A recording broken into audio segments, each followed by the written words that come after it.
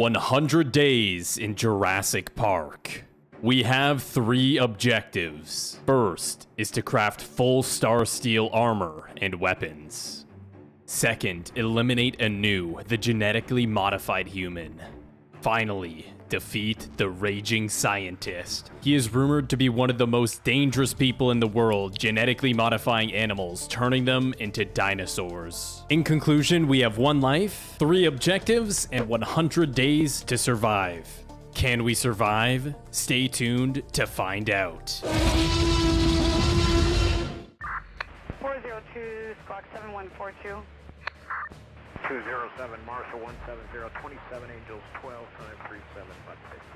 Alright, cadets. This is a top secret mission. We're dispatching both of you to Black Site 747. Sergeant Ace and Lieutenant Rasher went missing in action 3 months ago. Your missions are to rescue Ace and Rasher and investigate the rumors of the raging scientist. Best of luck, cadets. Godspeed.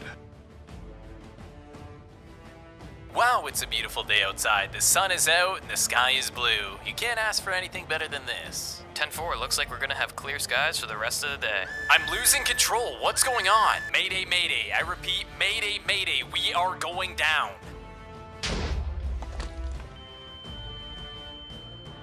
Oh, what happened?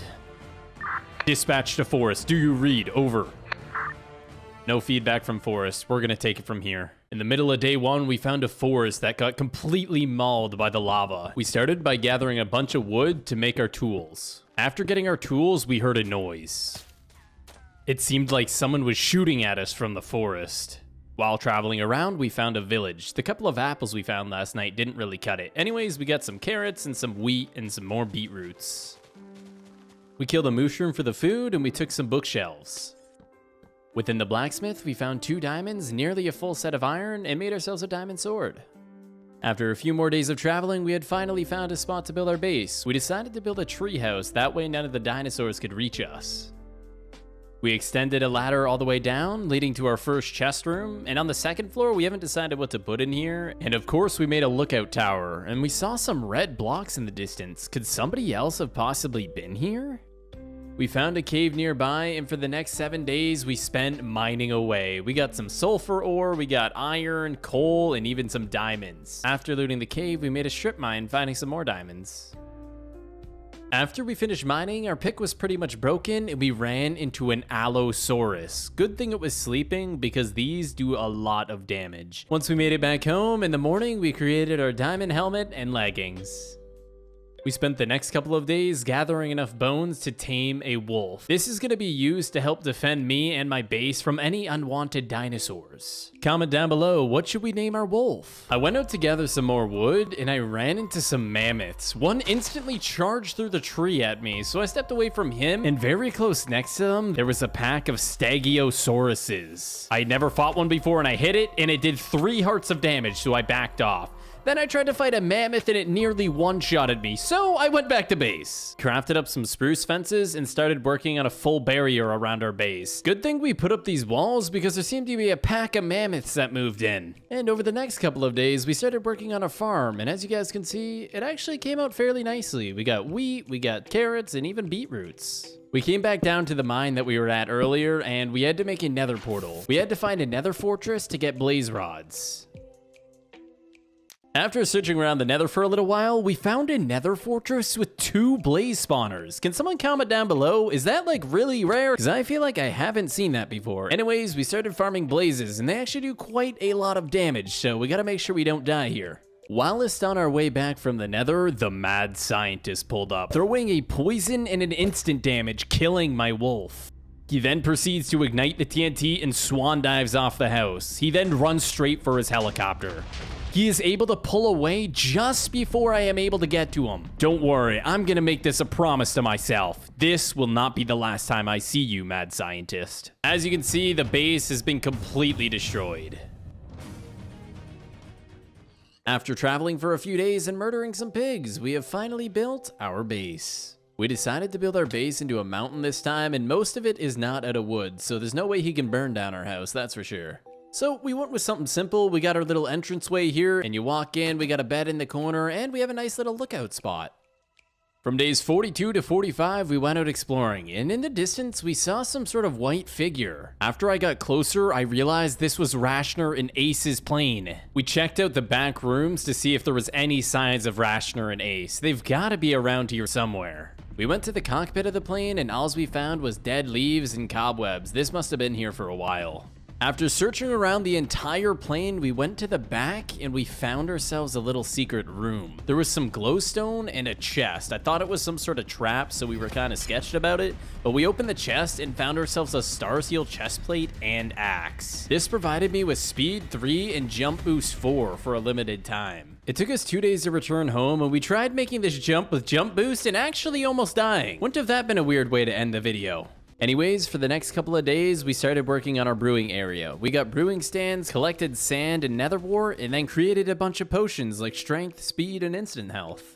The reason why we brewed all these potions was because we were looking for the Anu boss, and after traveling for 3 days in the nether, we didn't quite find the Anu boss, but we killed that ghast, and we found some sort of weird structure. As I broke inside, a bunch of honey fell out. Could this be some sort of beehive? We decided to break in through the top, and a swarm of bees came at me, so I panicked and jumped off and almost died. After traveling for 7 more days, in the distance, we see a figure. As we get a little bit closer, it is indeed Anu's ship.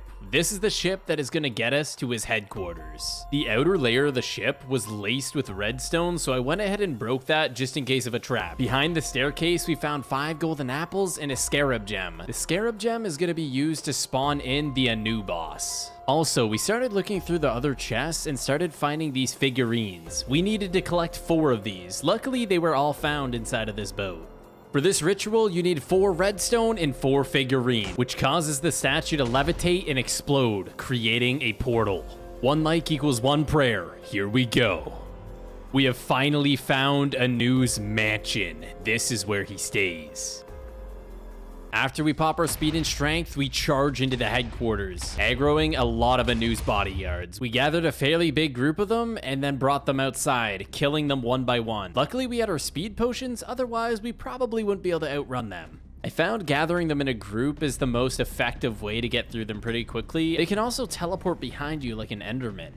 Inside of this chest, we found ourselves some diamond boots, which is actually going to really help us. When we walked in this room, I realized that there was an enchantment table in the center, so we killed these guards, grabbed the lapis, and enchanted. Anyways, it is time to fight the Anu boss. As you can see, the coffin slowly opens, and it is time. We both immediately jump off the platform, and each time he hits me, lightning comes striking down, lighting me on fire. As you can see, he does a lot of damage, which is why I'm popping golden apples. And as we're fighting, he grows wings and flies. He then sends fireballs at me. We then push Anu all the way into the corner, putting him in a very bad position, allowing us to do quite a bit of damage here. Not only can he grow wings, not only can he cast fireballs, but now he spawns in mobs. He spawned in zombie pigments with armor, some blazes, and now he's running away. He ran through the hallway spawning multiple guards on me and boxed himself in full obsidian. Now I had to kill all of these guards. We dragged like all 10 of them to the middle and took them down. We then worked our way into the obsidian box where Anu was hiding. We then blocked ourselves in the same quarters as him, and I don't know if this is the best idea. He has unlimited fireballs, but at the end of the day, we were able to take him down.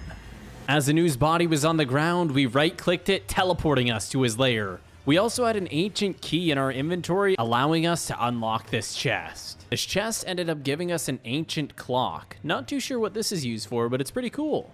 We spent the next few days traveling back to our base, and we found a sign stating, "Hello, survivor. If you're reading this, meet up here," and he provided us coordinates. So we gathered our essential supplies that we think we'd need, and we saw some crazy dinosaur. Yeah, we're not gonna fight that. Painful, is that you? Over? Wait a minute. 10-4, glad to see you're still alive, Forrest. I ended up losing control and crash landed. Did you land safely? No, my engine cut off too. I wonder if there was some sort of energy barrier that cut off our power. I'm not sure, but this plane must be where RASHER and Ace crash landed. I hope they're both still alive. Wait, what is that noise? It's the mad scientist! Follow him, quick!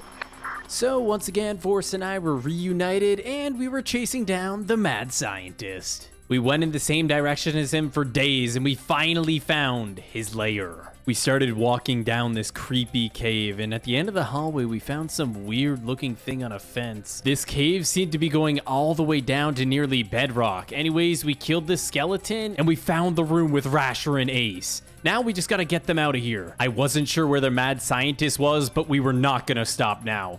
I started by getting Rasher out, and Forrest got Ace out. We sent them out first, and then we went to follow. Watch out, it's a trap! Forrest is right. We're now trapped in this room with no sign of the mad scientist. Forrest and I turned around and somehow the dinosaurs were let out. I think the mad scientist did that somehow. Anyways, these were pretty weak, so we ended up killing those fairly easily. We proceeded to try to escape and we got poisoned. It was the mad scientist. We wasted no time. We immediately jumped onto him, getting a couple hits. I threw a health pot at Forrest to make sure he was full HP. He then threw some instant damage at us. How many freaking potions did this guy have? As the fight continued, I didn't care. I was not gonna stop at anything till this guy was destroyed. Let's not forget, the mad scientist is the one that blew up my house and killed my pet wolf. And while we were fighting, I thought of a strategy. I mind opened the lava. The plan was to hit the mad scientist into the lava. I don't know what kind of staff this guy's using, but it does a lot of freaking damage. He got me all the way down to 4 hearts, causing me to use more golden apples and instant healths. Forrest had a really good hit, hitting him right in front of the lava, and just like that, we knocked him in. And the mad scientist was defeated. We found these weird looking blocks on the wall, and when we mined them, there was a secret layer behind the wall. This must have been where the mad scientist did all of his studies. As you can see, there's a T-Rex head in the wall, he's got his brewing stations, and there's even computers here. This must have been where he genetically modified them. After checking out the lab, we went back to see if Rasher and Ace were still here, and there they are in one piece. Thankfully, they were able to live. Forrest found another hole in the wall, which led to a massive tunnel. We didn't come this far to not see what's on the other side of this tunnel, so we began our journey. 7 days later, we made it to the other side of this tunnel. I thought this thing was never gonna end. We were also all fairly low on food. Once arriving to the top of the ladder, we made it outside to a dark and rainy day, and we found his helicopter. We all hopped in the helicopter, and with everybody trusting their lives in my hands, we took off. The skies definitely weren't bright and blue like they were before, I'll tell you that. And a few days of flying later, we finally arrived at my residence. Forrest and I ended up hooking up Rasher and Ace with full iron armor, and we made sure to give them food as well. And on day 100, we departed from Jurassic Park and arrived back at our home here on the warship. If you made it this far in the video, make sure you guys watch Forrest's video. We each had different objectives, which made our videos so much different from each other. So go show him some love, watch his video, and thank you all so much for watching, and we'll see you next time.